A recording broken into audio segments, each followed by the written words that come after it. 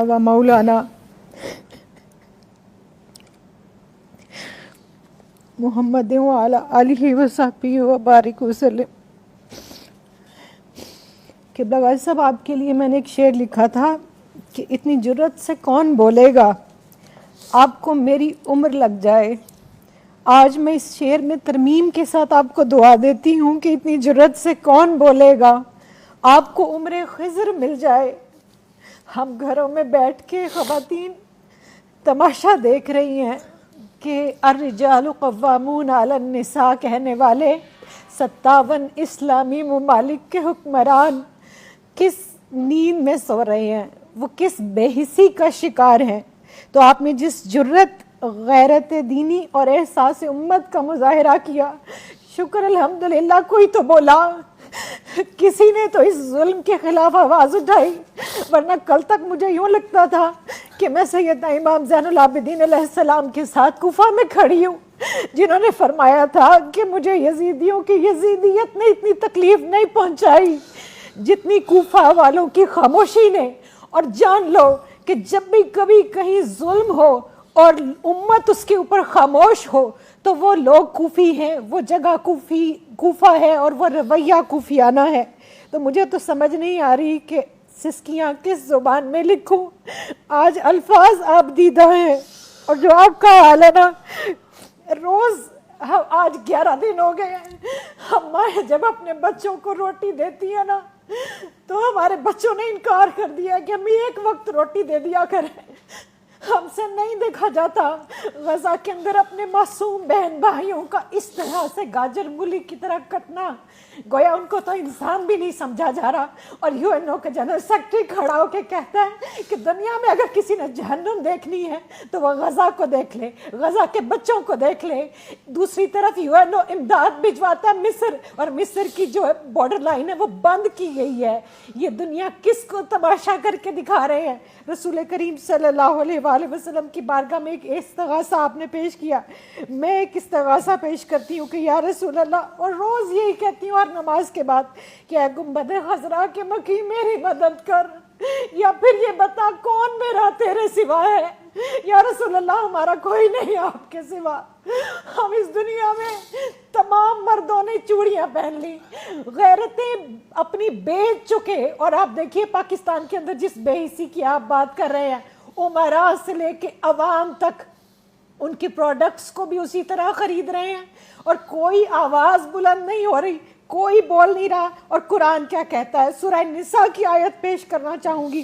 اللہ رب الکریم ارشاد فرماتا ہے وَمَا لَكُمْ لَا تُقَاتِلُونَ فِي سَبِيلِ اللَّهِ وَالْمُسْتَضْعَفِينَ مِنَ الرِّجَالِ وَالنِّسَاءِ وَالْوِلْدَانِ الَّذِينَ يَقُولُونَ۔ اور قبلہ غازی صاحب، جب میں یہاں پہنچتی ہوں میرا کلیجہ پھٹ جاتا ہے۔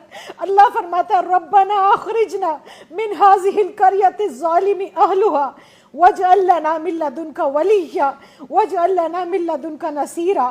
اور اللہ جھنجھوڑ کے پوچھتا ہے کہ اور تمہیں کیا ہو گیا ہے کہ تم اللہ کی راہ میں لڑتے نہیں؟ کمزور مردوں اور عورتوں اور بچوں کے لیے جو یہ دعا کر رہے ہیں کہ اے ہمارے رب، ہمیں اس بستی سے نکال جس کے لوگ ظالم ہیں، اور ہمیں اپنے پاس سے کوئی حمایتی دے دے، اور ہمیں اپنے پاس سے کوئی مددگار دے دے۔ اور سورہ توبہ کی آیت نمبر 14 میں اللہ تعالیٰ ارشاد فرماتا ہے کہ پھر تنبیہاً، کہ پھر تم انتظار کرو اس وقت کا کہ جب اللہ عذاب بھیجے۔ اگر تم اپنا مال پیارا ہے، آرام پیارا ہے، اپنی اولاد، اپنی بیوی بچے، اپنے گھوڑے، اپنے کاروبار، اپنی زندگیاں، اور ہم اسی جمود کا شکار ہیں، ہم اسی بے حسی کا شکار ہیں۔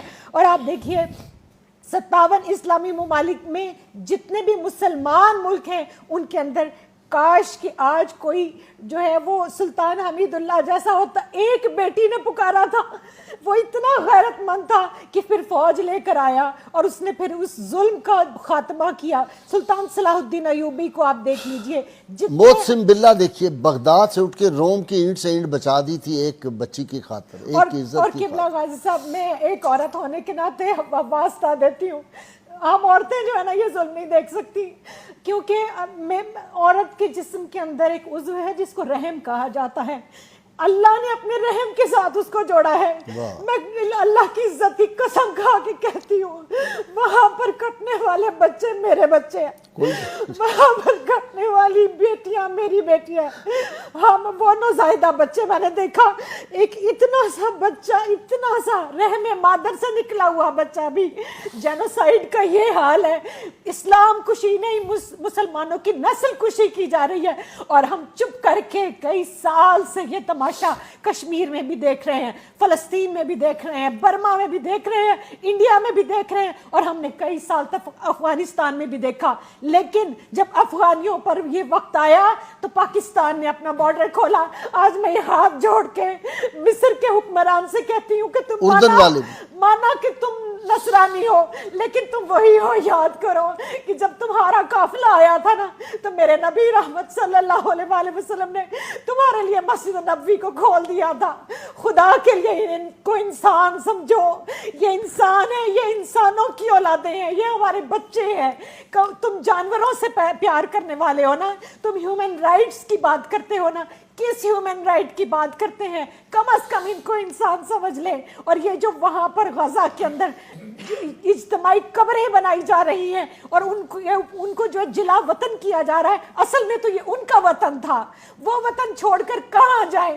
تو یا رسول اللہ انظر حالنا, میں تو اتنا ہی کہوں گی, یا حبیب اللہ اسمع قولنا. اور وہ لوگ جو حضور غوث الاعظم کو مانتے ہیں وہ حضور غوث الاعظم جیلانی کا جہاد بھی یاد کریں. آج یہ امت جس وہن کی آپ نے بات کی, یہ کیوں وہن زدہ ہو گئی؟ ان کی تلواروں کو کیوں زنگ لگ گیا؟ یہ ظلم کے خلاف آواز بھی نہیں اٹھاتے. چلے میں اور آپ تلوار لے کر نہیں نکل سکتے, ایک ریاست کا کام ہے کہ وہ نکلے, لیکن ہم آواز تو بلند کریں. آج تمام سوشل میڈیا کے اکاؤنٹس بند کر دیے جاتے ہیں جہاں فلسطین کی بات ہوتی ہے. لاکھوں کی تعداد میں پوسٹ کو ڈیلیٹ کیا جا رہا ہے. ہمارے پاس ہے کیا؟